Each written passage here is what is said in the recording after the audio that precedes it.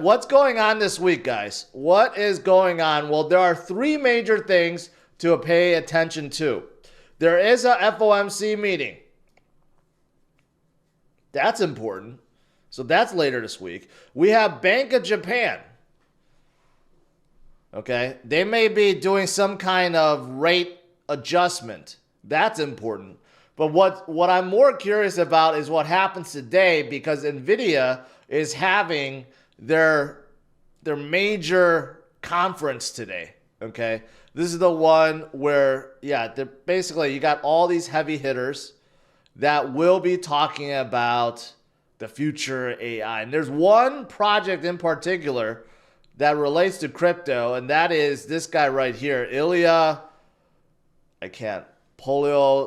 Sukin.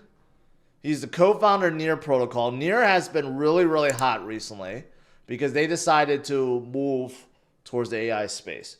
I don't know what that means exactly, because they are still fundamentally just the L1, and there's so many others that are in the same space. As long as you embrace AI, there's nothing wrong with that. So I don't quite get it, but still, he's going to be there. So that's why Near actually has been super hot as of late, because of this. So we'll see if there's some kind of major partnership or something that's announced today.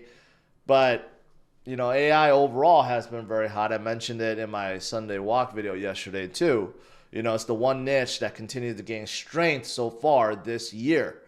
So we'll see. I think it's only going to get stronger. I mean, the AI narrative is definitely not going to go away. And we see so many projects now come out and say, oh, we partner with NVIDIA. Not really. I would love to see some real partnerships, right, being formed with NVIDIA. In terms of ETFs, of course, not stopping. The weekly inflows just continues to keep on going up.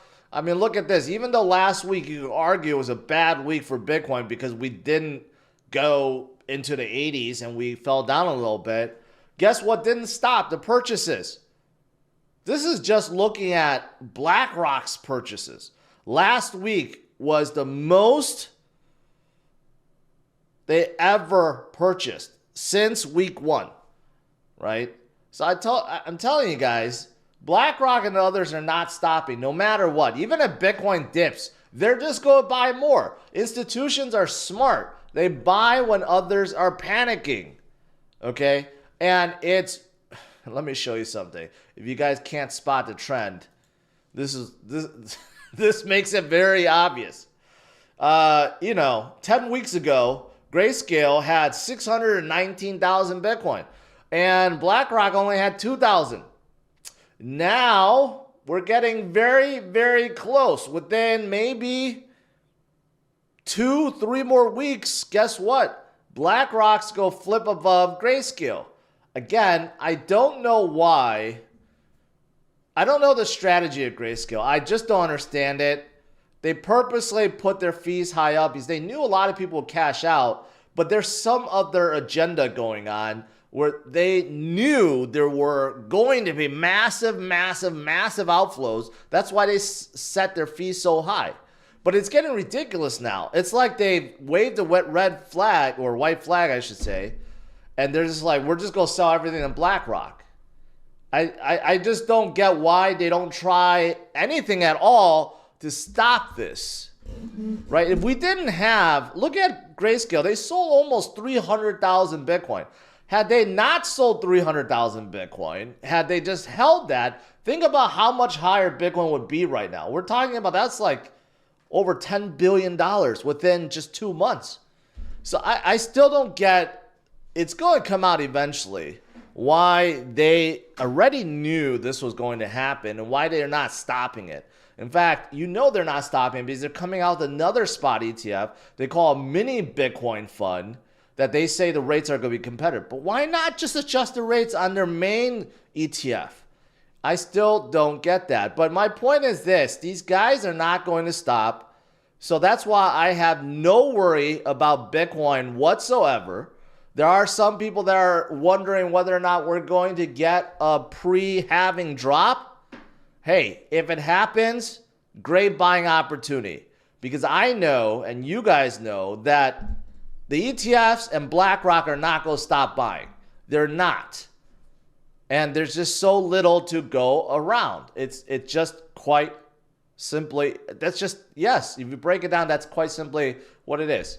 Standard Chartered, one of the biggest banks out of Europe, they raised their year-end prediction from 100,000 to 150,000 because it looks kind of silly because we were just at $73,000, right? So 100,000 will be smashed in no time.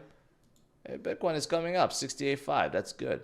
And that's why they, oops, jumped the gun a little bit there.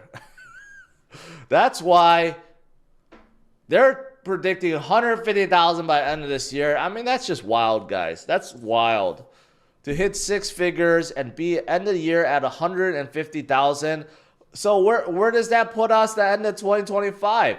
2024 is not the end of the cycle, guys. This is the halving year. We have a full year after the halving year. According to stock to flow, we may end up at $500,000. The flow from 2024 to 2028.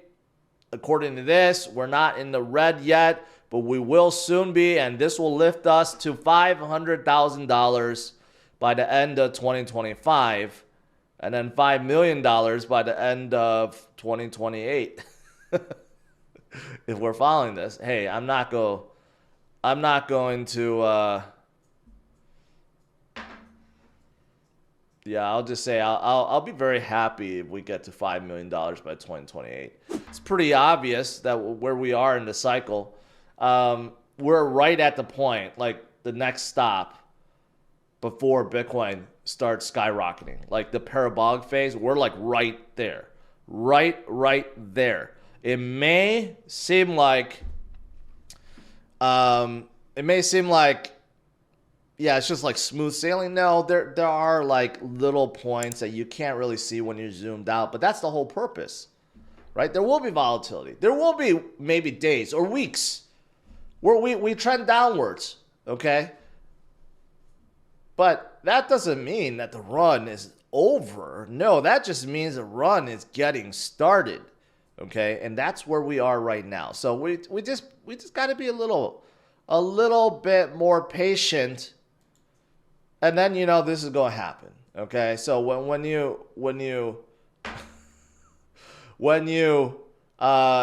patient, this is what happens.